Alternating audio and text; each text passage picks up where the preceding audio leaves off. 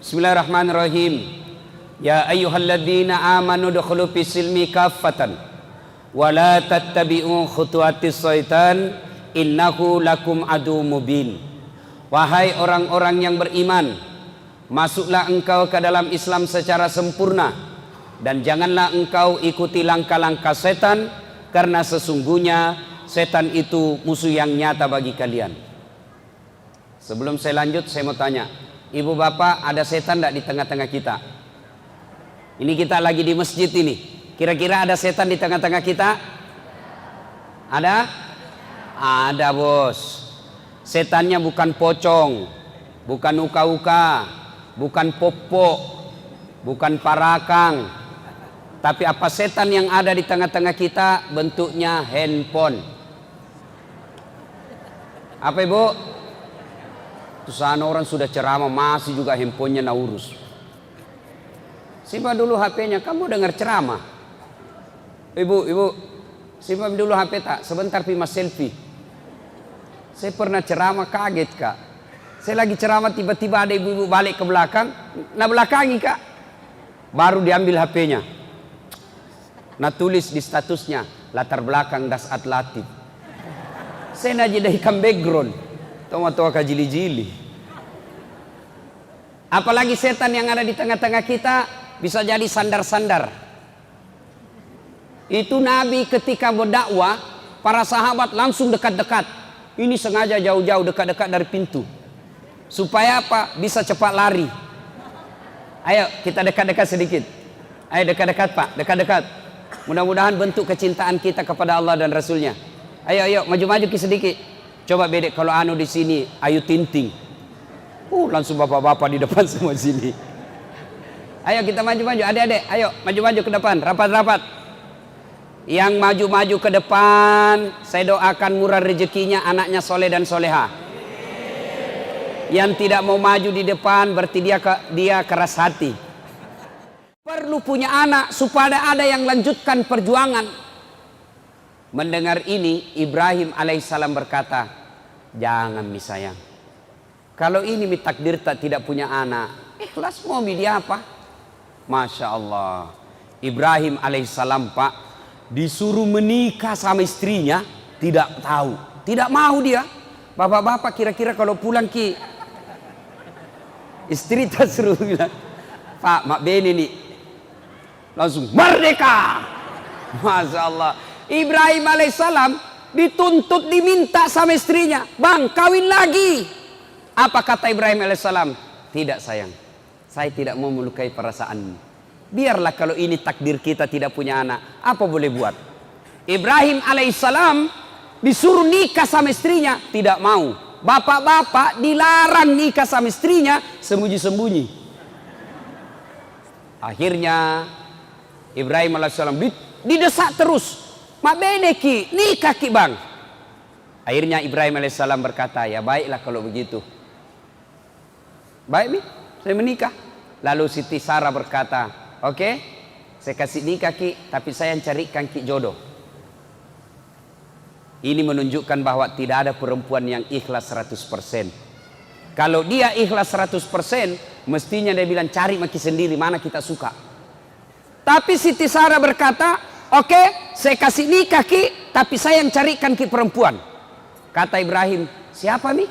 Kau pilih siapa? Jangan mi jauh-jauh. Itu ada pembantu tak Siti Hajar. Pembantunya dicari hitam. Nah bilang Ibrahim, ayah, kalau itu kau suka, oke lah, nikah. Alhamdulillah, setelah nikah dengan Siti Hajar, beberapa saat kemudian hamil Siti Hajar. Dan beberapa saat kemudian hamil pula Siti Sarah. Setelah dia suruh suaminya menikah, baru hamil juga Siti Sarah. Ada ibu-ibu di sini sampai sekarang belum punya anak? Ada.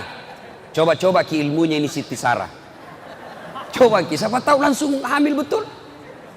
Setelah menikah, hamil Siti Hajar, alhamdulillah lahirlah anaknya Siti Hajar bernama Ismail alaihi salam. Lalu lahir pula anaknya Siti Sarah namanya Ishak alaihi salam. Ibrahim dengan Ibrahim dengan Siti Hajar lahir anak bernama Ismail, itulah keturunan orang Islam. Siti Sarah dengan Ibrahim alaihissalam anaknya namanya Ishak, inilah keturunannya Yahudi sekarang. Nah, ibu bapak saudara-saudara sekalian, Siti Hajar, Siti Sarah, Ibrahim. Bapak-bapak, ibu-ibu, halo ibu, ibu, pak, dalam rumah tangga itu pak, dalam Quran ada 4 jenis rumah tangga. 1, suaminya beriman, istrinya kafir. Saya ulang, istrinya beriman, suaminya kafir. Siapa? Suaminya beriman, istrinya kafir. Siapa dia? Nabi Lut alaihi salam. Tuh, suami beriman, istri kafir. Lut alaihi salam. Yang kedua, istri beriman, suami kafir. Siapa ini? Fir'aun laknatullah alaih. Yang ketiga, istri kafir, suami kafir. Siapa dia? Ini Abu Lahab. Dan yang keempat, suami beriman, istri beriman. Saya ulang, suami beriman, istri beriman. Siapa dia? Ibrahim alaihi salam. Nah, ibu-ibu kira-kira pilih mana ibu? Pilih mana ibu? Suami beriman, istri beriman. Ibrahim alaihissalam. Ya bu ya? Tapi ingat ibu, Ibrahim alaihissalam itu 2 istrinya. Langsung dia bilang ibu, jangan milih Fir'aun mau saja Ustaz. Nah, alhamdulillah, sebelum Ibrahim alaihissalam lahir anaknya Ismail, Ibrahim pernah bersedekah. Apa sedekahnya? 100 ekor onta, 300 ekor domba, 300 ekor sapi, 1000 ekor domba. Saya ulangi, sedekahnya dia sembelih 100 ekor onta, 300 ekor sapi, 1000 ekor domba. Kira-kira kalau dirupiahkan sekarang kurang lebih 5 miliar. Seluruh orang memuji. Weh, hebat kau Ibrahim. Jago kau Ibrahim. Kaya dermawan. Dipuji satu kampung. Mendengar pujian ini, Ibrahim alaihissalam muncul penyakit manusianya. Apa penyakit manusia? Senang dipuji. Tidak ada orang pak tidak suka dipuji. Semua orang senang dipuji, termasuk saya. Ya seorang bilang, Ustaz, tambah gagah ki kuliah. Padahal saya tahu dia bohong. Tidak apa-apa ji, ku senang tonji. Ketemu temanku lama tidak ketemu, tambah muda ki kuliah Ustaz. Padahal saya tahu dia bohong kak, tapi tidak apa-apa, saya suka tonji. Semua orang senang dipuji. Ibrahim dipuji, Ibrahim luar biasa kau. Kaya dermawan, begitu banyak binatang kau korbankan. Apa kata Ibrahim alaihissalam? Kecil, tidak seberapa itu. Ini baru binatang. Andai saja ada anakku juga saya potong. Kenapa? Waktu itu memang Ibrahim belum punya anak. Beginilah, seperti caleg-caleg pilkada, pilih saya. Sekampung sama-sama dari Sulawesi. Bagi-bagi kartu nama, ini. Pilih kak, telepon kak, 24 jam. Kalau ada masalah telepon saya. Begitu terpilih, nah ganti nomor HP-nya. Banyak caleg begitu. Banyak pemimpin begitu. Maka memilih pemimpin pembohong adalah kesalahan. Tetapi mempertahankan pemimpin pembohong itu kebodohan.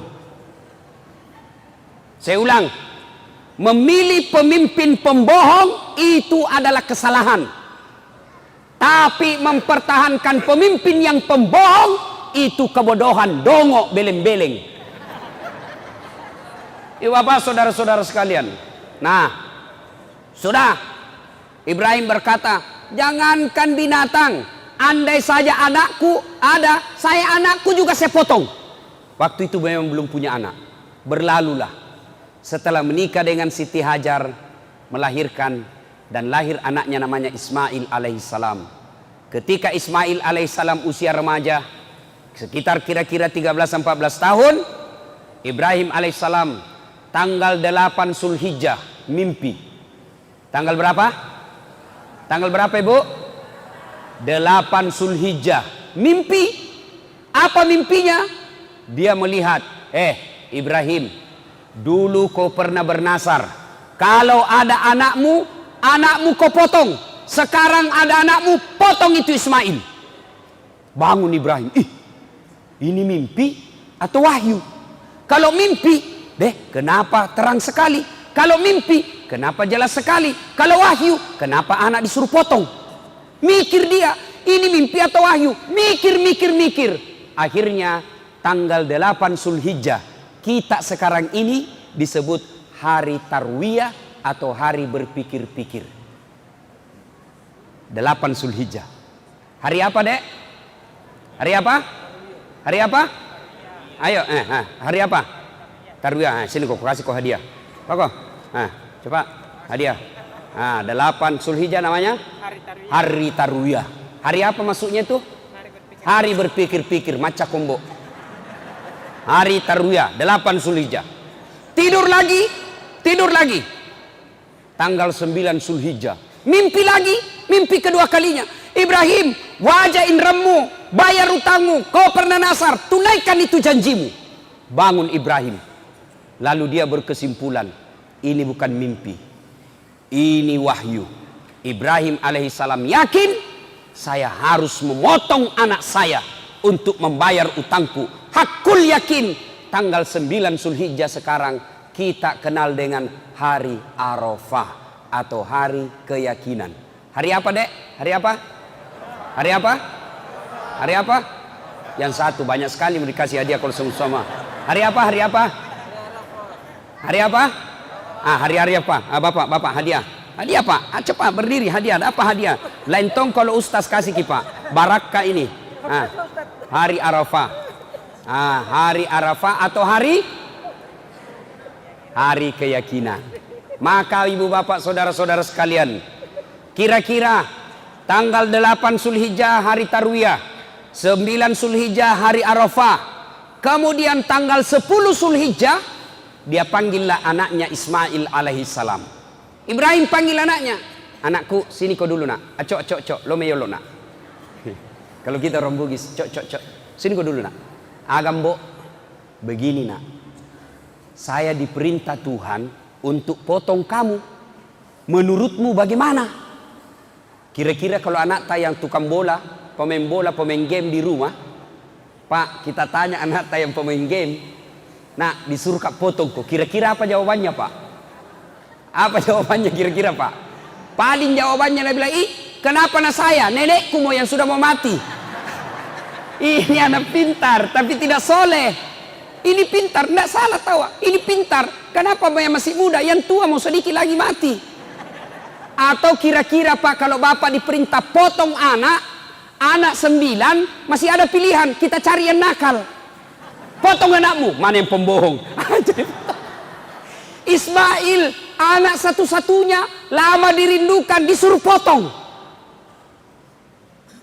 Kata Ismail alaihissalam, silahkan Pak, jangan ragu, laksanakan, insya Allah Bapak mendapati saya menjadi anak yang saleh, anak yang sabar, anak yang takwa, anak yang soleh.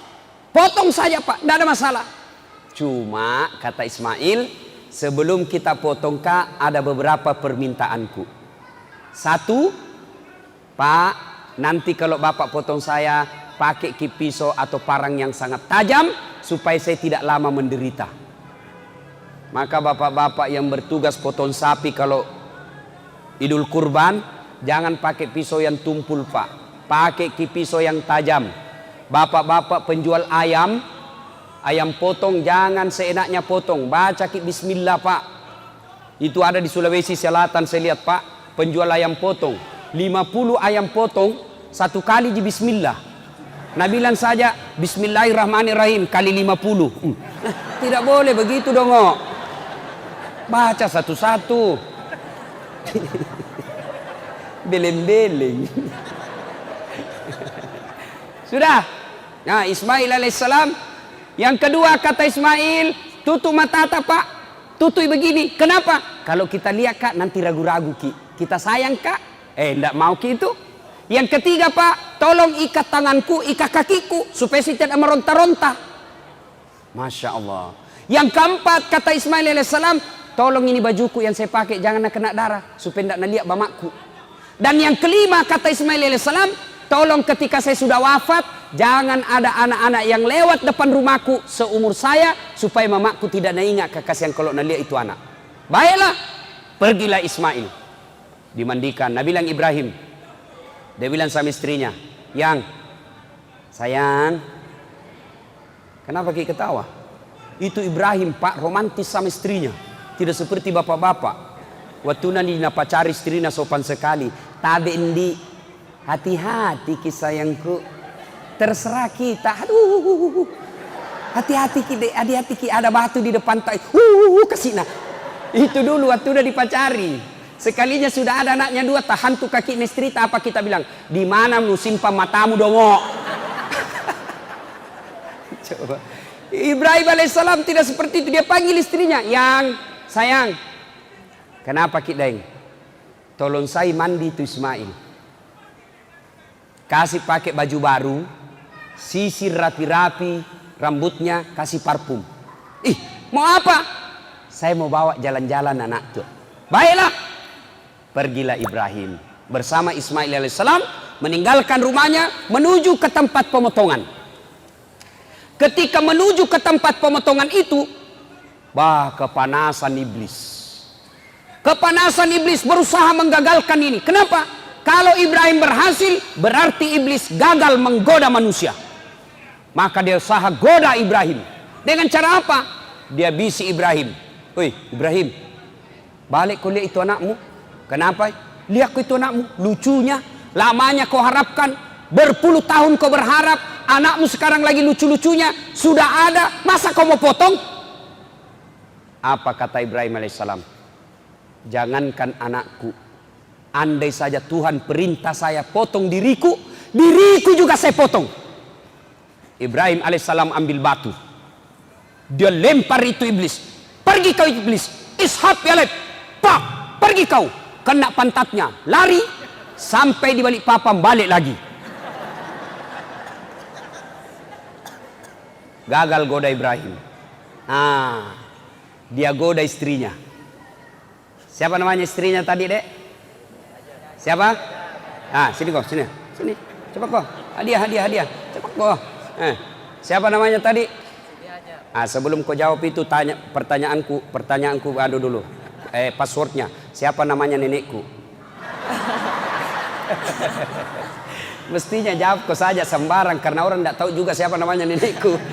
Hadiah. Oke, ya. Yuk Bapak, saudara-saudara sekalian.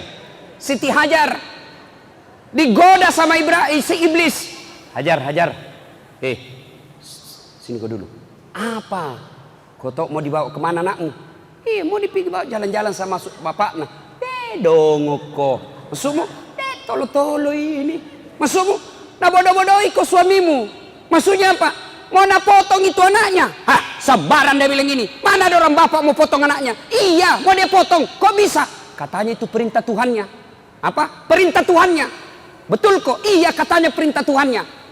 Mendengar ini Siti Hajar berkata, jangankan anakku, saya saja siap dipotong kalau itu perintah Allah. Jangan banyak bicara di situ. Pak, lempar kena telinganya, lari sampai Sangatta, balik lagi. Masya Allah. Gagal di suami, gagal di istri. Nabi bilang Siti Hajar, jangankan anakku, saya juga mau dipotong kalau perintah Allah. Nabi bilang iblis, lebih gila dari suaminya ini. Dia datang goda anaknya. Ismail nagoda. Mas Boy, siko dulu. Apa lagi? Kau tahu mau kau dibawa di mana bapakmu? Saya tahu ji. Mau kena potong. Bodoh-bodohmu. Masa mau kau? Jangan banyak bicara di situ. Dia ambil juga batu, dia lempar. Pak, kena mata kanannya. Pico. Apa itu bahasa Indonesianya pico? Apa bahasa Indonesianya pico, Pak? Mencok. Beda-beda sedikit. Kena mata kanannya. Lempar, lari iblis. Maka 3 kali dilempar itu iblis. Ibrahim Siti Hajar, Ismail alaihissalam. Inilah simbol permusuhan antara manusia dengan iblis yang diabadikan sekarang ketika kita melaksanakan ibadah haji dengan melempar 3 jumroh, yaitu jumroh Aqabah, Usta, Ula. Setan besar, setan tengah, setan kecil dilempar. Maka sekarang jamaah haji kalau pergi melempar batu, itu dinding. Ini ada cerita-cerita warung kopi gini, tidak tahu benar atau tidak. Ada jamaah haji dari Bontang, diambil batu, dia lihat itu dinding setan, dia bilang ini setan ini. Nih nana setannya ini yang goda saya selama ini. Lo rempek kok. Diambil batu pak, diambil batu, dilempar itu dinding. Wih, kembali talaci itu batu hampir nak kena kepalanya. Dia pungut itu batu, begitu dia pungut dibuka ada batu tulisannya, sesama setan dilarang saling melempar. Dia bilang, hei kau di sini kau lempar kak, di Bontang bersahabat ki. Akhirnya apa? Sudah lempar 3 jumroh itu. Sudah sampailah Ibrahim bersama Ismail di tempat untuk disembelih. Bapak-bapak, ibu-ibu, biasanya kalau kita pergi haji atau umroh, itu kan biasa kita pergi dibawa tur, ya. Biasa kalau sudah lewat Padang Arafah, kemudian masuk Musdalifah, biasanya itu tur leader atau mutawib atau ustadz bilang di atas bus, bapak ibu lihat ke arah kanan, di atas bukit setelah rumah raja, istana raja, ada di atas bukit seperti pos satpam. Disitulah tempatnya Ismail alaihissalam dibaringkan, dipotong sama bapaknya. Itu ada itu tempat sekarang. Mudah-mudahan Allah berikan rezeki, umur yang sehat, bapak ibu semua, adik-adik semua bisa datang ke tempat itu. Amin. Sudah diikatlah tangannya Ismail, diikat kakinya.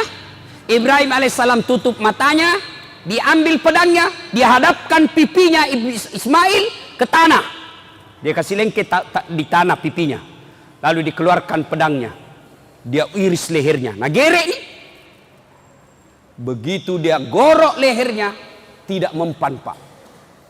Dek na belui, tidak mempan. Dia iris, dia keras, tidak mempan. Lalu Ismail alaihissalam berkata, pisau kundru, pisau tumpul kita pakai pak. Nah bilang tidak, tajam ini, tajam. Ibrahim mau yakinkan dirinya, ini pisau pedang ini tajam atau tidak. Akhirnya apa? Itu pedangnya dihantamkan ke batu. Dihantamkan ke batu, batu pecah. Nah bilang Ibrahim, batu keras pecah. Ini lembut kok tidak nak makan. Nah bilang Ismail, barangkali ragu-ragu ki. Tidak, ku keras mini. Akhirnya dia bilang, coba lagi yang kedua kalinya. Begitu mau dicoba kedua kalinya pak, Ismail bilang, tunggu dulu pak, tunggu dulu, jangan dulu. Apa lagi nak? Pak, dengar baik-baik pak, dengar baik-baik. Ibu, dengar baik-baik. Pak, tolong lepas tanganku. Tolong buka ikatan kakiku, jangan ikat tangan kakiku. Kenapa? Kalau saya diikat, nanti Allah berpikir, nanti Allah mengira saya tidak ikhlas. Lepaskan ikatan tangan dan kakiku. Subhanallah. Dilepas. Sudah dilepas, digerek lagi kedua kalinya. Ketika digerek kedua kalinya, Allah di atas aras memanggil seluruh malaikat, wahai malaikatku, kau lihatlah ini hambaku Ibrahim alaihissalam, begitu cintanya kepada Allah, begitu cintanya kepada Tuhannya, dia ikhlaskan, dia potong anaknya sebagai rasa ketaatannya kepada aku. Kau lihat ini Ibrahim. Dulu kalian mengkhawatirkan ketika Adam saya ciptakan menjadi pemimpin, kalian semua demo, khawatir anti Adam, manusia merusak dunia. Ini sekarang kau lihat ini, hebatnya ini manusia. Lalu dia gerek lagi itu, mendengar ini bahwa malaikat dipanggil semua. Lihat kau itu, kata Allah, lihat itu manusia. Mendengar ini, lalu malaikat mengucapkan takbir, Allahu Akbar, Allahu Akbar, Allahu Akbar. Jibril mendengar ini, Ibrahim alaihissalam melanjutkannya dan menjawabnya, La ilaha illallah huwallahu akbar. Mendengar ini, Ismail alaihissalam menjawab dan melanjutkannya dengan kalimat Allahu Akbar walillahil hamd. Itulah kalimat takbiran kalau kita lebaran. Allahu Akbar, Allahu Akbar, Allahu Akbar. La ilaha illallah huwallahu akbar. Allahu Akbar walillahil hamd. Nah itu. Jadi besok kalau kita lebaran Idul Kurban, dari rumah, dari Loktuan, dari Berbas, jalan kita ke masjid, jalan kita ke lapangan, sunnah mengucapkan Allahu Akbar, Allahu Akbar, Allahu Akbar. La ilaha illallah wallahu akbar. Allahu Akbar walillahil hamd. Kira-kira anak-anak, adik-adik, bapak-bapak kalau pergi tempat takbiran, pergi tempat lebaran, takbiran apa enggak? Takbiran?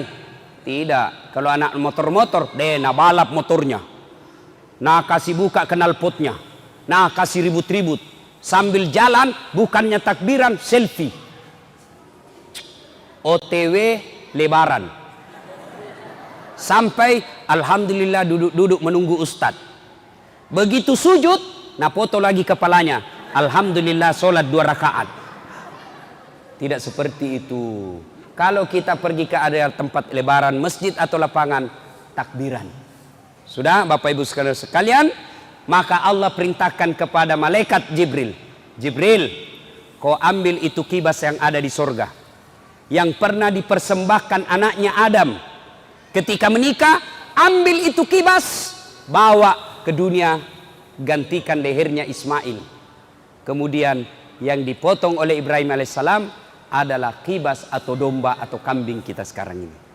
Ibu bapak saudara-saudara sekalian yang saya hormati, ini kisah sejarah lahirnya kurban atau memotong binatang persembahan kepada Allah Subhanahu wa taala. Nah, kira-kira apa hikmahnya? Apa pelajaran yang ingin kita ambil? 1. Ternyata Bapak Ibu sekalian, setan itu setiap kita mau melakukan kebaikan, pasti dia berusaha untuk menggoda kita. Saya ulang, begitu Bapak Ibu sekalian mau melakukan ibadah kebaikan, maka setan akan kepanasan dan berupaya menggoda kita. Contoh, azan subuh, as-salatu khairum minan naum, salat lebih baik daripada tidur. Setan mulai kena goda. Sebentar Pi, sebentar, masih ada 10 menit, tunggu Mi. Tarik selimut. Begitu bangun sudah 6:30, berhasil setan. Coba itu setan begitu. Begitu hayya 'alas shalah, mari tunaikan solat. Tiba-tiba datang pembeli 4. Ada mau beli rokok, ada mau beli Indomie, ada mau beli gula. Akhirnya apa? Tidak jadi ke masjid gara-gara setan yang datang dalam bentuk pembeli. Setan itu. Bapak mau datang pengajian seperti ini, itu setan menggoda. Apa godaannya setan? Sebentar, jangan aku di dalam, di luar mau saja, panas di dalam. Itu setan itu. Begitu kita duduk, pegang HP-mu, cepat kok ada SMS masuk. Setan itu bos. Begitu kita masih mau dengar ceramah, lihat jam. 9:30 Mi. Baru Nabi bilang teman, pulang maki, 9:30 Mi. Setan itu Pak. Dan setan berupa teman, susah ngusirnya. Kalau setan tidak kelihatan, bacakan bismillah, lari nih Pak. Kalau setan teman, apa Nabi bilang? Baca mako, surah Yasin, ku dekati kok. Itu setan itu Pak. Nah ibu bapak saudara-saudara sekalian, ketika kita mau melakukan kebaikan, setan pasti kepanikan. Maka dia berusaha menggoda kita. Contoh, hayya 'alas shalah, mulai setan, dia tebar. Datang setan, tidak usah ke masjid, bisa saja kau sholat di rumahmu. Sudah, setan itu kalau dia berhasil itu setan, maka kita tidak ke masjid, kalah kita. Tapi kalau kita berhasil berdiri, tinggalkan itu, jangan pikir setan mengalah.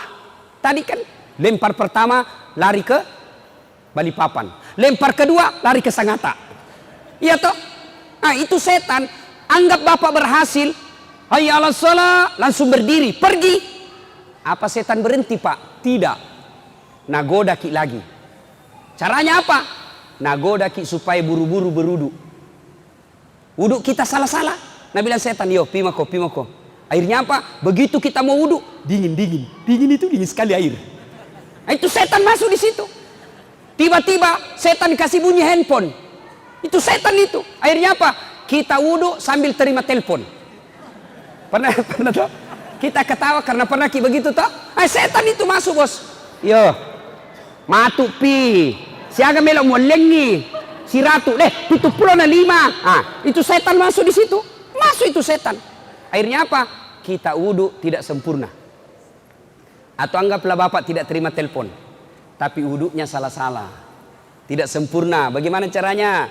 Quran menjelaskan wudhu itu membasuh jari hingga ke siku. Ya kan? Jari hingga ke siku. Tapi apa yang kita praktek? Siku ke jari. Kalau jari ke siku kan begini caranya wudhu pak. Kalau tua seperti ini bapak-bapak sudah generasi sakaratil maut, ini depan-depan ini, itu lipat ini pak, lipat. Kenapa? Karena di sini banyak keriput-keriput. Kalau bapak tidak lipat ini, tidak kena air, tidak sah wudhunya. Tidak sah wudhu, otomatis tidak sah sholat. Setan itu berupaya supaya tidak sah wudhu tak. Karena kalau tidak sah wudhu, biar 1 jam bapak sholat tidak sah sholatnya. Kenapa? Wudhunya salah. Nah setan gak goda ke situ. Maka kita biasanya wudhu, sunnahnya ajaran Quran begini. Tapi apa yang kita praktek? Siku ke jari-jari. Bagaimana caranya Ustaz? Nah buka keran.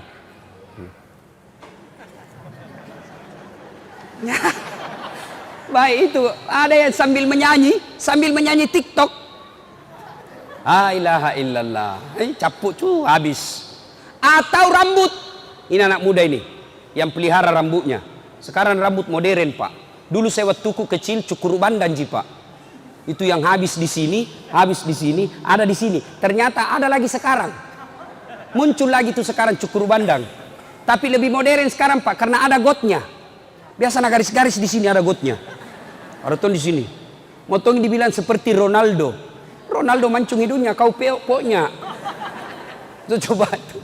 Akhirnya apa? Karena dia sudah kasih apakah namanya itu yang biar kena angin topan tidak goyang rambutnya. Pamode apa? Pormadet apa namanya itu? Dah minyak rambut. Kalau kita dulu minyak rambut kan pak minyak kemiri sama Brix. Cara ngambilnya begini pak. Kasih simpan. Begitu kita upacara bendera keluar semua rambut disimpan. Itu zaman saya sekolah. Oh sekarang ada. Karena rambutnya sudah jambur pak, nah model kayak Ronaldo, pergi sholat, takut rusak ini pak, takut rusak rambutnya. Akhirnya apa? Bagaimana wudhunya? Nah kasih begini saja. Ini pak guru kok cilaka. Itu Quran menjelaskan membasuh sebagian rambut, lebih cocok kamu berwudhu begini, karena ini rambut daripada cuma begini. Apalagi yang banyak kelirunya, setan masuk. Ketika apa? Ketika kita basuh kaki. Biasanya orang basuh kaki pak, kan itu sunnahnya Nabi, jari-jari tangan masukkan ke jari-jari kaki, usap telapaknya sampai ke tumit. Mohon maaf, begini prakteknya kira-kira. Surut. Tapi apa yang kita praktek? Kita wudhu begini ji. Pulang-pulang ku berbadan dua, hai. Nah kena ko setan bo. Lewat namakan ko setan. Dia bilang setan, ladongo. Coba ya. Nah ibu bapak saudara-saudara sekalian, sudah anggaplah sempurna wudhunya, bagus betul wudhunya. Apa setan lari dan tinggalkan? Tidak, setan masih goda kita. Gimana caranya? Nah ikuti kita masuk masjid. Baru apa Nabi bilang? Lihat ko timer, lihat ko waktu. 2 menit mami kamat. Jam ko sholat sunnah, duduk mako. Setan itu. Anggaplah bapak sholat sunnah 2 rakaat, nagoda lagi setan. Apa? Jam aku baca surat pendek. Langsung mau saja Al-Fatihah. Jamnya ada surat pendeknya. Atau kita buru-buru. Subhanallah. Itu setan masuk di situ. Anggaplah kita uduk bagus, sholat bagus, rukun-rukunnya sempurna. Apa setan lari? Tidak. Dia ambil cara terakhir. Jurus terakhir diambil. Apa? Dia timbulkan ujub, sombong dalam hati kita. Akhirnya apa? Paling jago kamu. Tidak ada yang kalah kau dalam masjid ini. Akhirnya apa? Begitu assalamualaikum warahmatullah, assalamualaikum warahmatullah. Nah kasih, nah lihat sampingnya. Salah caranya. Sombong. Masuk setan. Itu. Banyak itu orang masuk di masjid sombong, Pak. Pintu masuknya setan itu sombong. Mana? Yang mana itu ciri-cirinya orang sombong masuk di masjid? Seolah-olah hanya pendapatnya saja benar. Sekarang banyak itu begitu. Sholat tidak beda pendapat orang. Ada yang kasih begini tangannya kalau sampai begini. Ada yang kasih begini. Yang kasih begini dia bilang salah ini. Nah itu, ada itu yang begitu sombong-sombong begitu. Ada lagi. Kalau dia lihat orang takbir, ada orang macam-macam takbir, Pak. Ada yang begini, ada yang begini. Ada juga saya lihat kayak main-main saja. Ada juga begitu. Itu sekadar kita akan baca.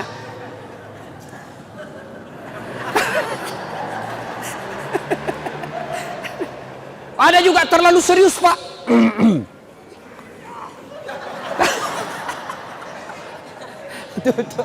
Silahkan lakukan, tapi jangan salahkan orang. Ini banyak orang salahkan pendapatnya orang lain. Takbir itu, Pak, posisi setelah takbir Allahu Akbar, posisi tangan saja itu macam-macam. Ada 5 caranya. Imam Mazhab 1, Allahu Akbar, antara pusat dengan tulang rusuk, tengah-tengah. Yang kedua, Allahu Akbar, di atasnya sedikit, perut. Yang ketiga, di atas dada, Allahu Akbar. Yang keempat, di bawah pusat, Allahu Akbar. Bukan di bawah sekali ya. Yang kelima, Allahu Akbar, lurus saja begini. Ini umumnya Syiah dan Iran. Mana yang betul? Betul semua. Bapak mau begini silahkan. Bapak mau begini silahkan. Mau begini silahkan. Yang mana salah, nah pakai semuanya. Allahu Akbar.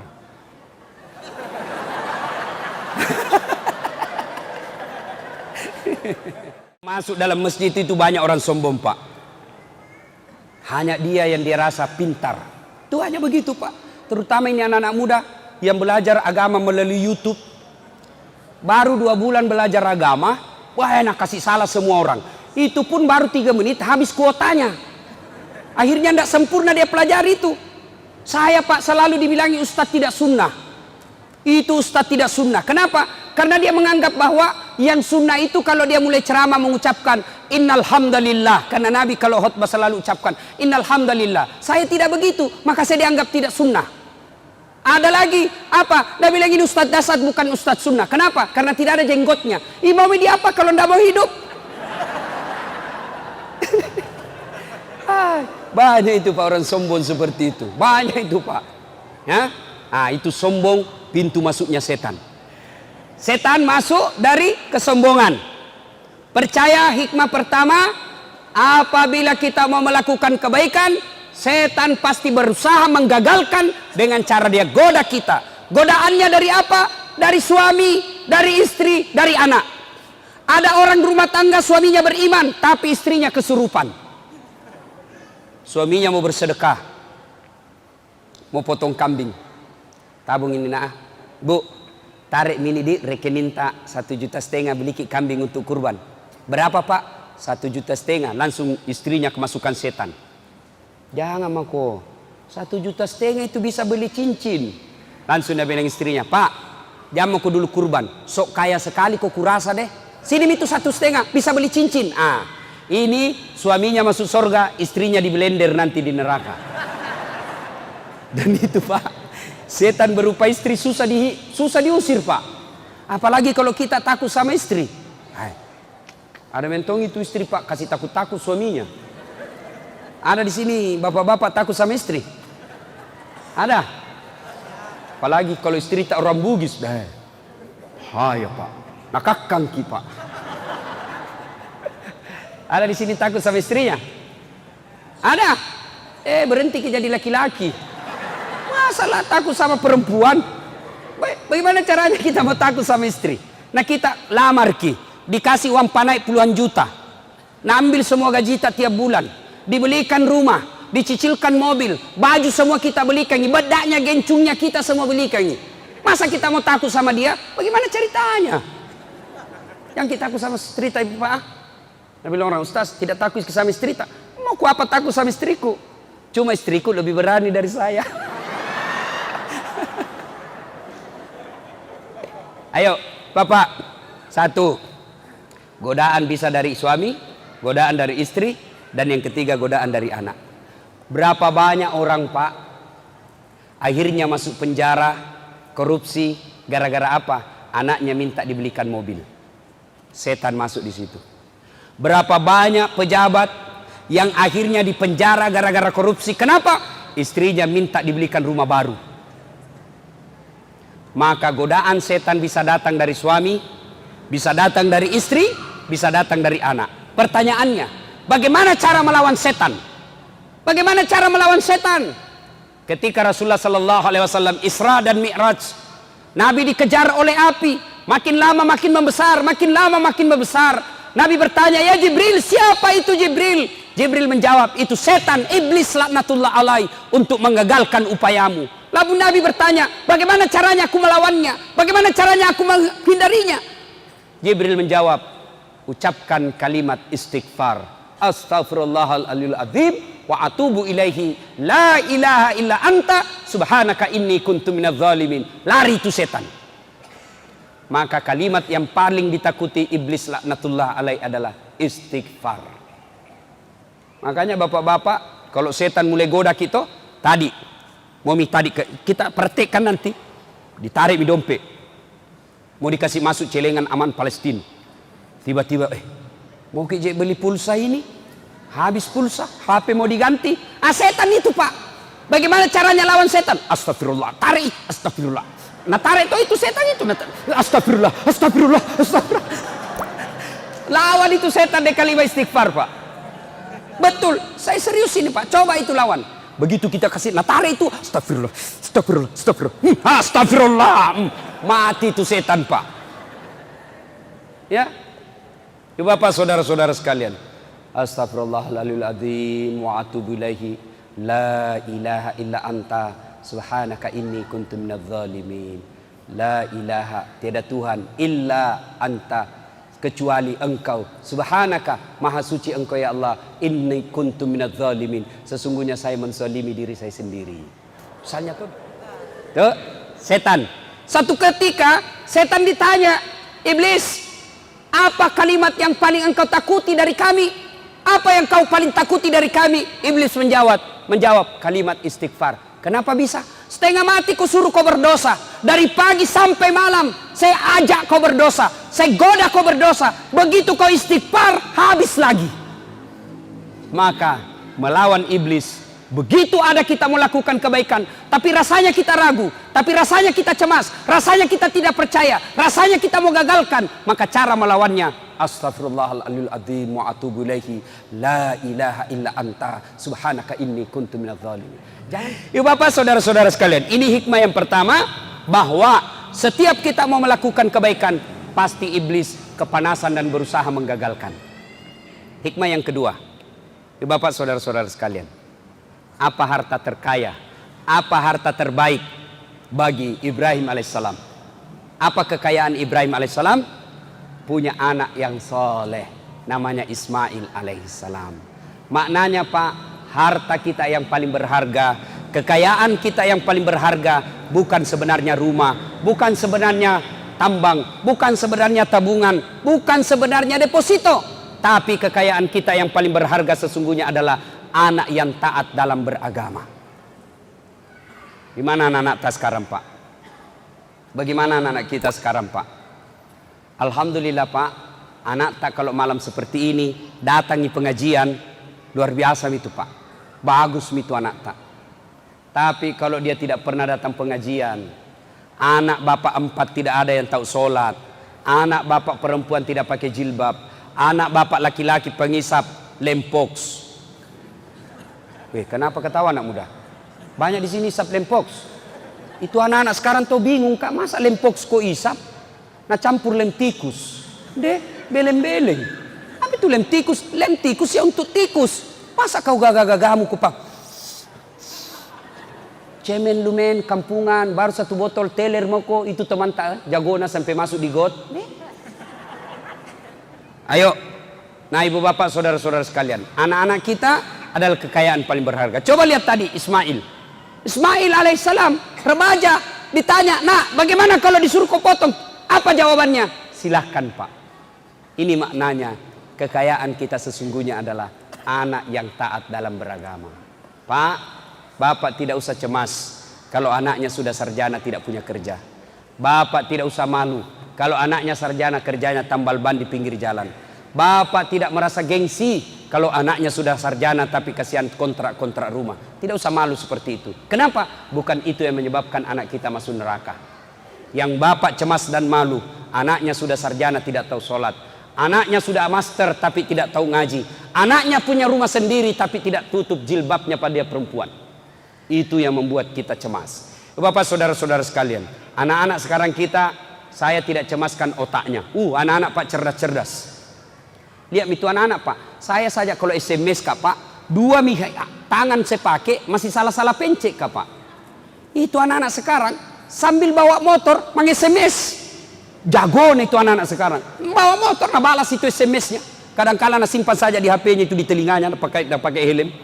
Cerdas-cerdasnya anak-anak kita. Bapak tidak usah cerdas, cemaskan kecerdasannya.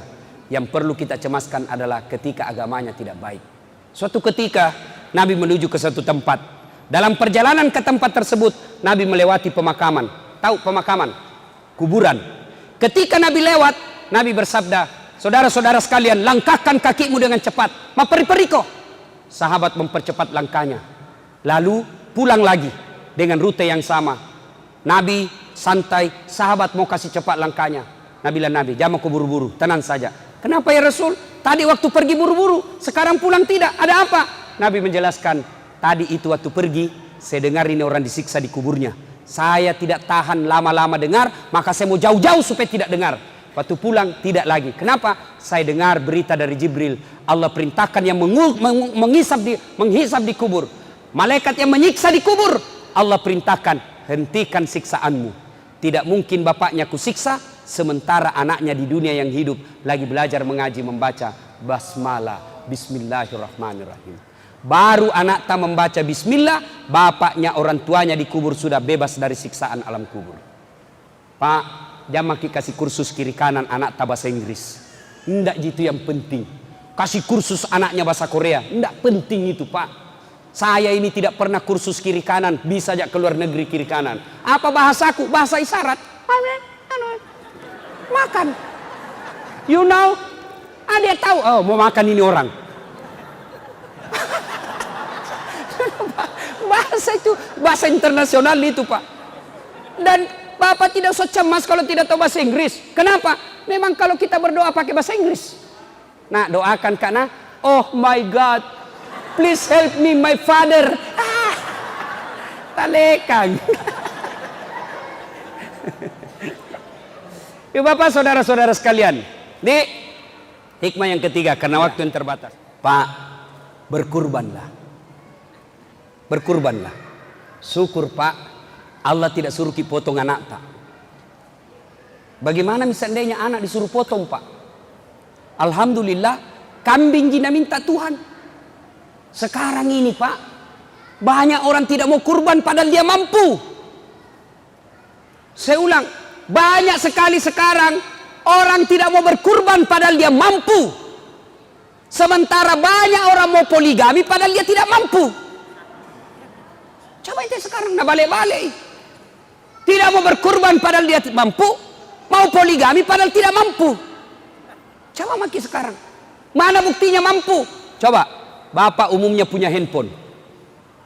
Kalau bapak punya handphone harga 1,5 juta di atasnya itu, bapak mestinya sudah korban. Kenapa? Handphone aja bapak bisa beli, masa kambing 1,5 juta tidak bisa?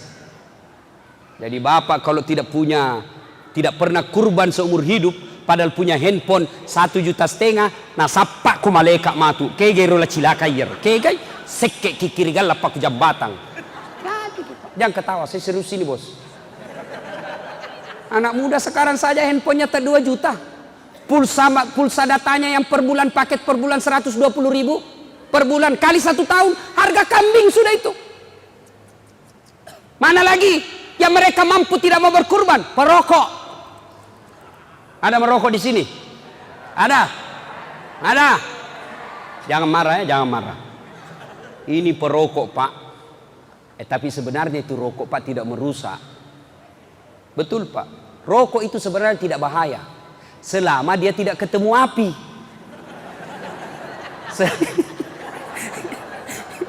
Asal itu rokok tidak ketemu api pak, aman. Kantong ini saja, yang penting jangan kasih ketemu api.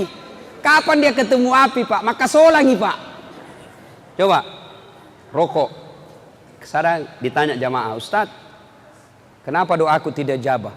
Tidak pernah dikabulkan doaku Ustaz, padahal 4 tahun mak berdoa. Saya tanya, merokok ki? Merokok kau Ustaz. Itu sebabnya tidak dijabah doa tak.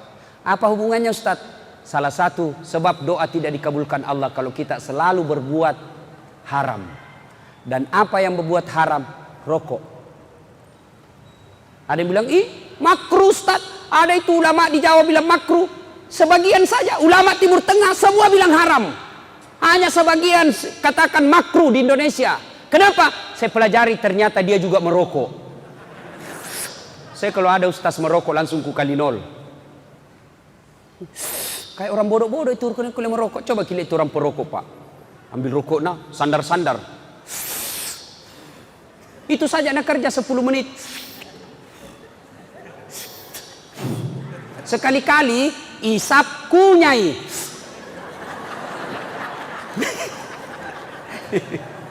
Beleng-beleng. Pak, bapak yang merokok, tahu ndak? Pak, kita lihat tadi itu orang-orang Islam, anak-anak kecil diseret tentara Yahudi 3 orang, anak kecil tentara 3 Yahudi. Kita lihat itu tadi, kasihan perempuan ditempelengi, dibuka jilbabnya, itu orang Yahudi. Dan bapak yang merokok, itu bapak sumbang harga rokok 20% ke Yahudi. Apa maksudnya Ustaz? Seluruh pabrik rokok yang ada di Indonesia orang Yahudi punya. Tidak percaya? Buka Google, cari itu pemilik sahamnya itu Yahudi. Pabriknya ada di Indonesia, tapi yang punya uang orang Yahudi. Berhenti merokok pak.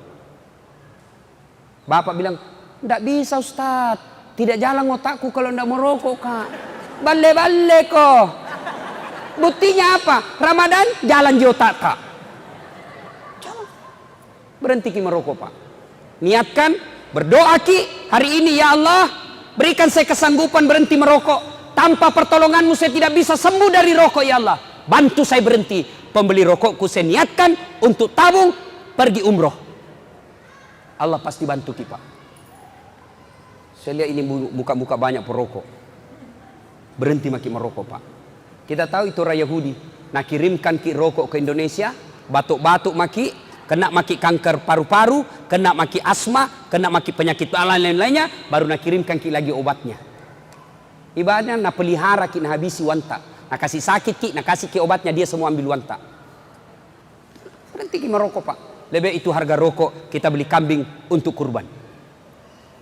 Nah ibu bapak saudara-saudara sekalian, kurban hari ini, kurban ada niat kurban? Kalau ada niat kurban pak, selama ini kita kurban di Bontang. Selama ini kita kurban di Sulawesi, selama ini kita kurban di Jawa, selama ini kita kurban di Indonesia, maka tahun ini kita kurban di Palestina. Caranya apa? Sumbangkan pembeli kambing ke Aman Palestina. Kalau bapak punya uang malam ini sumbangkan, kalau tidak malam ini bawa ke kantornya di Barbas Tengah. Insya Allah pak, itulah uang tak yang akan menolong kita dunia akhirat. Tidak ada orang bangkrut di dunia ini karena menolong sesama manusia. Tidak ada orang yang habis hartanya kalau dia suka fisabilillah, berjuang di jalan agama Allah. Nah ibu bapak saudara-saudara sekalian, karena sudah jam 10, inilah saja tausiah kita pada taklim kita kali ini. Mudah-mudahan ada manfaat. Ada yang bisa ulang apa hikmah malam ini? Ceramah kita hikmahnya ada 3 tadi. Apa? Ayo siapa? Ada hadiah. Ayo anak muda. Siapa? 1, 2, 1 jam kak ceramah ndak ada yang tahu gimana kak kurasa ini. Hancur Ustaz ini malam ini. Ya apa? Satu. Kita melakukan kebaikan pasti setan selalu Yang kedua. Pas. Itulah pentingnya Bapak Ibu bawa catatan kalau pergi pengajian. Karena susah kita menghafal. Apa lagi? Satu saja yang dihafal. Apa yang kedua?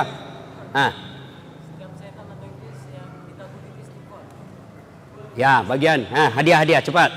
Cepat hadiah. Cepat ya. Sambil adik-adik edarkan celengannya. Isi Pak. Begitu Bapak ragu-ragu setan, keluarkan terus Pak, keluarkan.